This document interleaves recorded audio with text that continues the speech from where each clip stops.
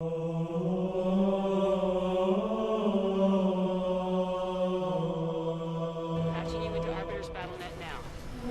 there, Seraphim17 once again. This is my Halo 5 Legendary Difficulty Lone Wolf walkthrough. This is Mission 10, Enemy Lines, Part 1, and this is the second time I'm doing this commentary. So I don't know why, I couldn't honestly tell you, but my computer died mid-commentary, about 20 minutes into this video, and I lost it. It's not the most frustrating thing in the world, but it's kind of scary, because I don't know why it did it. I have been hitting my computer quite hard, it hasn't been turned off in a while, and it's going to do with a good rest afterwards, but I think I might need to clean the inside, or just, you know, get a little bit of pampering, because I'm so scared now that this is a problem, or something's wrong, and I don't know what it is. Oh, it's not what I need, not now, not when everything is so hectic. I need a little bit of luck, and I don't need this. But it happens, folks, and it's always on the commentaries where you have a good flow as well, which is frustrating, because when you lose something like this and you have to stop, you can lose the flow.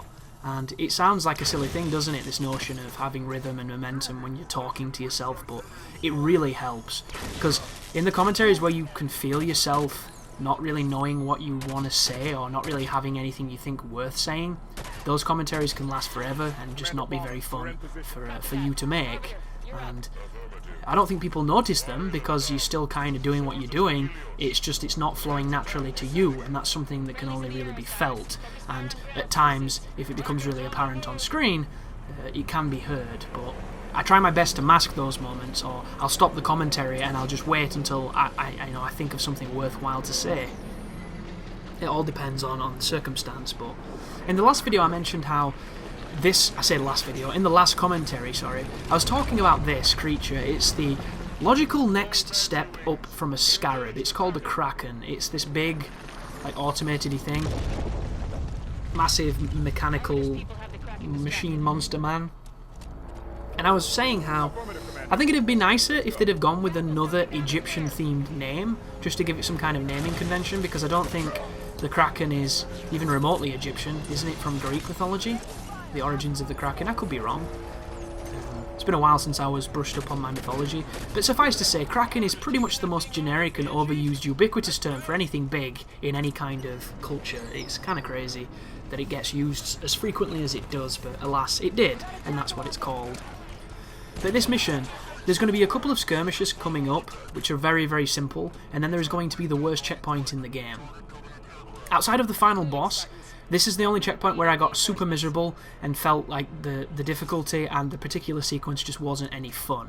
And it stems because you have a massive section full of snipers, people with turrets that fire all kinds of bullshit, you know, vehicles, tanks, everything is being thrown at you, and there are just no checkpoints. So you have to do a massive sequence of about 20 to 30 minutes of gameplay on the same checkpoint. And I tried a strategy where I rushed the right-hand side, I bomb-rushed it on the Banshee, I hopped out past the turret guy, I climbed up a wall, got past a sniper, got past an elite and some grubs, and was moving my way around that side, but there was a spawn of enemies that instantly killed me and I didn't know they were there, and then I had a lot of trouble getting back to it. So instead, I decided to do a war of attrition, slow it down, completely patient, and kill everything in the map with the vehicle, and that's what I'm going to do. But you need to be aware, folks, at any given point you can die immediately, because it doesn't take much to kill you, and the tanks shoot that one-shot round that can be very ambiguous at times. There is a whole bunch of elements that make it trickier than it ever needed to be, but the big one is just a checkpoint that should have existed that simply doesn't. And then in the video, I decided to talk about some parts of the channel. So I'm going to reiterate what I said and say it differently, because I cannot stand repeating myself. So at this moment in time, we have Halo Legendary walkthrough running on the channel, we have Assassin's Creed 100% sync, and we have Transformers Prime that I don't think has started just yet. These are going to continue on until they are finished, all of them, and they will be finished quite shortly in the next week or two. And then after that, I'm going to have an opportunity to have a bit of a space between the next release, because the next release for me is the Rise of the Tomb Raider and Fallout 4 at the same time. Of course, Rise of the Tomb Raider is going to get a walkthrough on the hardest difficulty because it actually has one now, and Fallout 4 is going to get a blind playthrough, but on no higher difficulty, because I explained at length that I think putting the difficulty up on Fallout, all it does is decrease your damage and increase their damage, and it's the most cookie-cutter, colour-by-numbers bullshit difficulty I've ever played, because I don't find it fun at all. I just think it's very, very miserable. So I'm not going to be doing it, and I'm just going to be playing it vanilla. So I kind of, you know, I said to the people who were expecting it on the harder stuff that unfortunately I'm not going to be doing it, and that's what it's going to be. Because that's just how I roll, guys. Then I went on to talk about some other features that I have waiting in the ranks that I haven't been able to share. There's me flipping a vehicle like a boss. This is not a Banshee, this is a Ghost. My bad, guys. Whenever I've said Banshee in this video, I've meant Ghost. I'm just all over the place with my vehicles. And you can rush this sequence here. However, if you flip this thing like I do, you're going to have to do it on foot, and it gets a little trickier. But people have asked about Witcher 3. I am definitely covering the DLC. I have the DLC downloaded and installed. I'm just waiting to play it. It will be a blind playthrough on Deathmarch using the same character from the playthrough. However, Witcher 3 is a series that a very dedicated bunch of people watched and really enjoyed, but everybody else didn't give a fuck. Like, that is a series that averaged about 300 views, and 300 views to me is a failure.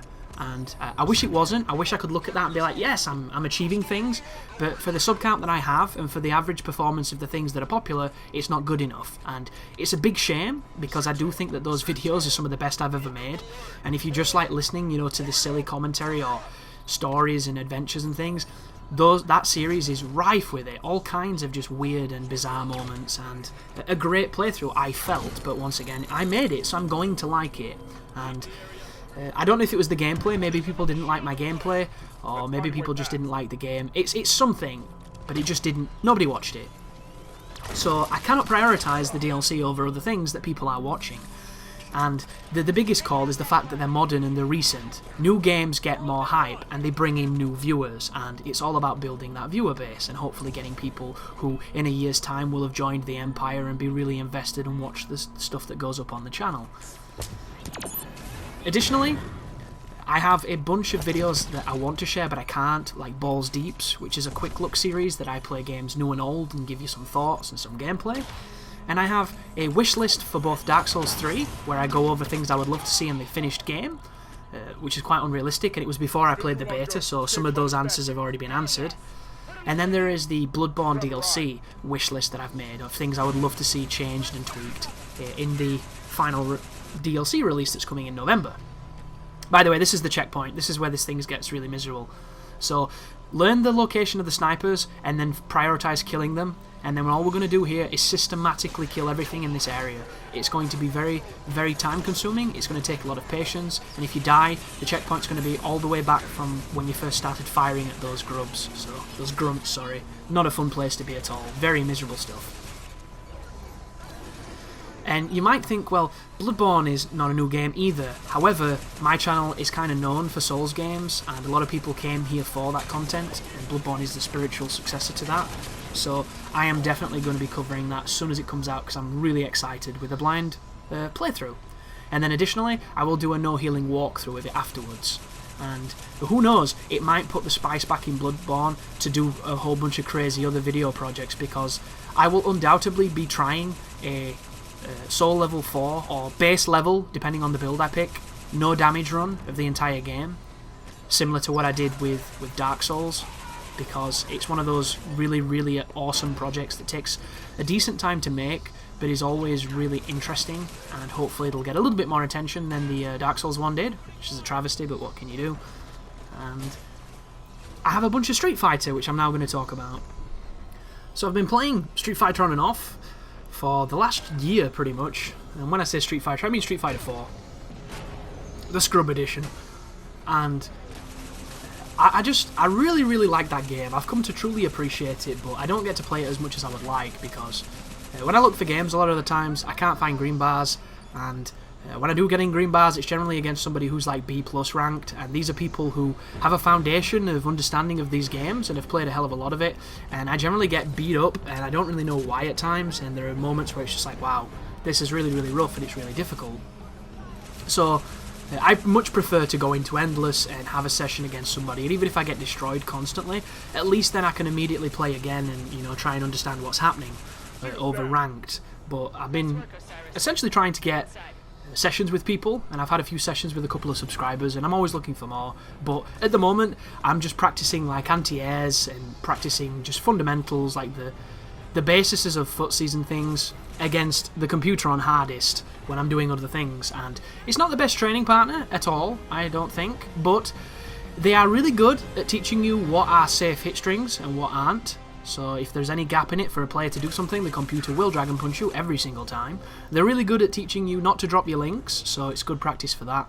And when they do jump, which they don't do all that often, it makes it so that you can, you know, try and react to it and sharpen those anti-airs. So that's pretty much what I've been doing. But I have a bunch of footage from the sessions that I recorded in Endless. However, the second set I did against Marketman and Criminal at the same time, I lost somehow. I must have deleted it by accident or something along those lines, which is incredibly frustrating because it was a set where I was playing a little bit better, and I had some really, really good moments where, you know, my mix-ups and things were on the ball, and the people I were against didn't guess the right direction, and I managed to beat them. And the one time where, you know, I was winning a couple of matches, I don't have it. It's gone now. So it's kind of frustrating, but I do have the most recent session I did, which unfortunately was in like at the end of March. So it's been a while since I've played with those guys, which is a shame, but you know, people are busy, we're all busy, lots of things happening, and I'm going to be sharing some of that when the time is right.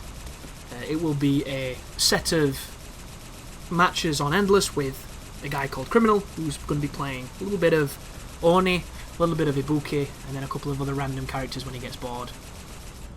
I'll be using Seth, if you're wondering who I play, and if you're somebody who likes Street Fighter 4 and you want to get in a session, please feel free to send a message and we'll see what we can do, because I'm always looking for people who are playing different characters, and I'm just looking for people who are knowledgeable about the game because I want to learn, and there is so much shit to learn that I'm just not too understanding of. Like, I understand the concept of frame traps, but you know, I don't know everything about them, and I understand the concept of option selects, but I don't really know many of them, and you know, safe jumps and all kinds of things. So it's just about furthering that knowledge and furthering different content on the channel.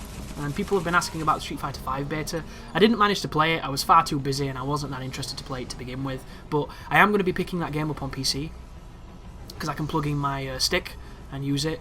And I will definitely be going through the characters and things and learning some combos and seeing if I like the game. But at the moment in time, I don't know if I'm going to, because the main motivation to play is generally Seth, and I don't think Seth's going to be in that game. And if there's a character that plays similar to him and gives me the same feelings that I get when I play that character, then I might, you know, really love it. I think Nash looks really, really good. He's got a lot of stuff that I'm really, really excited to test out. But everybody else, just not really digging it, so we will see. But what's happening here, folks, if you're curious, is I'm trying to push up slowly without being instantly killed, and I'm trying to trigger a checkpoint. And unfortunately, the checkpoints just never come. But you might notice that earlier on I said I lost the commentary for about 20 minutes, and this video isn't 20 minutes long. Well, the reason for that is, apparently I didn't edit this video as well as I could, and there was a death in it, so once I'd removed the footage, it made the video considerably shorter. So the split that I have done is now not as great as it could have been, and the other video that's going to follow this could have been a little bit shorter. But it just goes to show, guys, I'm only human, and every so often there's going to be mild slip-ups on my videos, but as long as it has what it needs to show to get you through the game, that is literally my only concern. And especially on a section like this, which is really tricky. I move over here to kill the sniper, he's a big threat. To my right, at about 2 o'clock, maybe it's, you know, just past 2 o'clock, there is another sniper in a window, but he's kind of hard to see. Hopefully he doesn't mess with you, because if he does, really dangerous. But right now, I've shot down the barrier so we can, for all intents and purposes, speed through it. However, I'm incredibly paranoid that we're going to get killed. So we're going to cruise over here because I know that there's going to be a couple of elites skating all over the place on their rollerblades, and I'm going to be tentative and mow them down with the Ghost, because at this point it's pretty much, you know, one Ghost versus the world. We're channeling some Patrick Swayze, only we don't have the Whoopi Goldberg interpreter, but we don't need her because we're using the medium of violence and firing Christmas lights into monsters' faces, which is pretty much the best way to sum up Halo. And Once we've killed these two guys, we should be okay to push up, but be very tentative and be very careful, because death comes very quick, and the checkpoint on this section, as I've mentioned already, is one of my least favourite in the entire game. Over there is a little path that leads up that side of the level, and there's a couple of enemies and a cache in there, but we're just going to be sharing gifts of death for a little while longer here. And I believe what's going to be happening is we're probably going to be going up onto the ramp, because I don't know if they've dropped the tank in yet. When you push up far enough, a tank spawns. One of those flying dropships drops it in, and I'm going to use the upper platform to cheese it from a distance with this gun. And it's not the quickest strategy, it's not the most interesting strategy, but it's a strategy and it will work. So here comes the dropship, firing its little jizz ray. I'm going to put some shots on it, but it doesn't matter. I'm trying to hit the tank, and then the tank goes out of pretty much realistic range, and we're going to go back on ourselves up here, and we're going to start scaling this interesting geometry to get to the top part. But be warned, up here there can be some grunts, there can be all kinds of different dudes that are just lingering, and the dropships will shoot you, so make sure you stay in cover from the dropships, and we're going to get ready for part 2 of the incredible siege on this orange beige canyon. But thank you for watching, and you take care now.